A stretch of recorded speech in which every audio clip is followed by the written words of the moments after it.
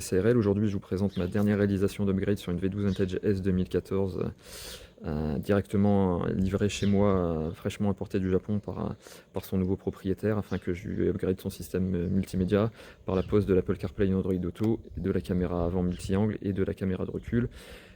Auto sur laquelle j'ai également changé la langue pour le passer de japonais à français grâce à la valise AMDS 1 originale Aston Martin que je possède et qui me permet de faire entre autres opérations celle-ci, sachant que vous aurez plusieurs renseignements sur ce que je suis en capacité de vous proposer tant d'un point de vue multimédia que mécanique ou électronique sur mon site web www.gofast60.com. à la rubrique entretien accessoires, vous aurez tout un tas de pléthore de détails. Je vous fais voir rapidement en fait la caméra avant que j'ai rajoutée. Donc caméra avant multi-angle Kenwood. La caméra de recul, puisque l'auto n'en disposait pas d'origine usine. Hop, et là. On va passer à l'intérieur.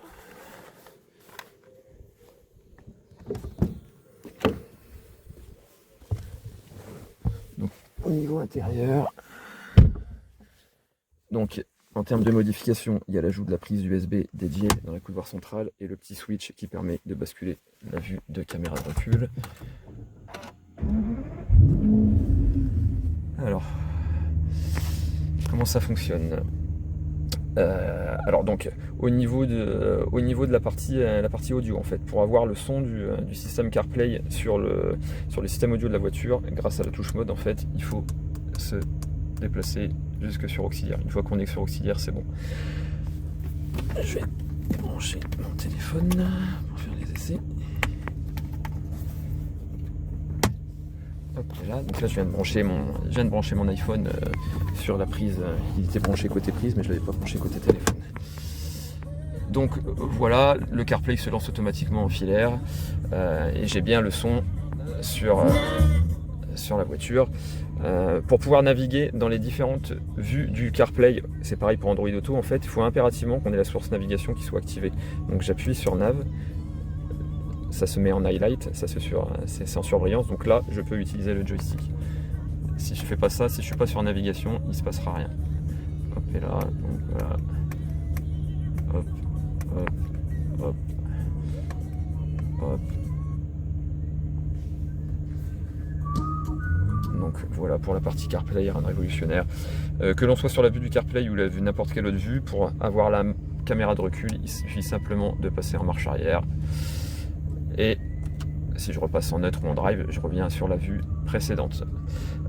Pour changer de vue entre la vue du CarPlay, la vue de la caméra avant et la vue du GPS d'origine, il faut appuyer longtemps sur la touche back. Si je fais juste une petite pression, vous allez voir, en fait, c'est back. Ça revient une action en arrière. Par contre, si j'appuie longtemps sur la touche back, en fait, donc là, je change de vue. Donc là, je passe sur la vue de la caméra avant, donc je vais changer de vue en appuyant sur le bouton. Et vous allez voir, il y a les différentes vues qui s'affichent. Donc la plus utile, c'est celle-ci. En fait, c'est comme si on était allongé sur le bout du capot et qu'on regardait au sol. Donc ça permet de se garer au millimètre. Si je rappuie encore sur la touche back plusieurs secondes, je vais rebasculer sur la vue du GPS d'origine, qui est toujours fonctionnelle bien entendu. Et si je rappuie encore quelques secondes, je reviens sur la vue du CarPlay. Si je veux revenir sur la vue du menu du module par lui-même, je me déplace sur l'icône Aston Martin, je clique, et là ça permet de venir sur la page du menu d'accueil. Ensuite, je me déplace, vous voyez, il y a le petit hop hop. Donc pour lancer le CarPlay, bien entendu, il faut que l'icône CarPlay soit en surbrillance. Il faut que je vienne mettre en surbrillance le texte également. J'appuie sur Enter et on rentre dans le CarPlay. L'interface du CarPlay permet également de lire des fichiers audio et des fichiers vidéo. Donc je vous fais voir rapidement. Donc je débranche mon téléphone, donc là il se déconnecte automatiquement, il n'y a rien à faire. Sachant que ça fonctionne également en wireless, que ce soit Apple CarPlay ou Android Auto, les deux fonctionnent en filaire ou en wireless.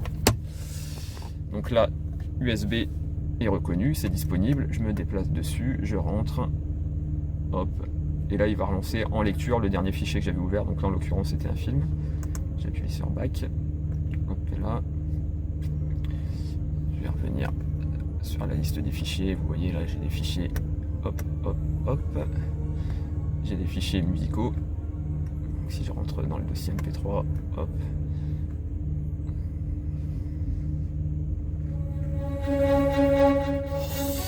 Voilà, j'appuie une pression brève sur Back pour revenir sur le menu d'accueil. Sinon, je rappuie sur USB. Et si je veux revenir dans la liste de lecture, je me déplace jusqu'au petit icône fichier. Je clique dessus. Je reviens en arrière. Hop, hop, hop, hop. Je descends sur vidéo. Je valide, je rentre. Et là, je peux lancer des vidéos, quoi. Donc après, la qualité d'image et de son dépend du format de compression, du taux de compression et du format d'encodage. Mais voilà. Donc, je précise bien entendu que c'est pour le passager, c'est pas pour le conducteur. Donc voilà comment ça fonctionne. Je vous fais voir rapidement également sous Android Auto, comme ça on aura fait le tour de la question et du sujet. Sachant que si vous avez besoin de plus de renseignements, vous allez sur mon site web ou sur ma chaîne YouTube, vous avez des différentes vidéos de réalisation. Je suis en capacité d'upgrader la quasi-totalité de la gamme Aston Martin.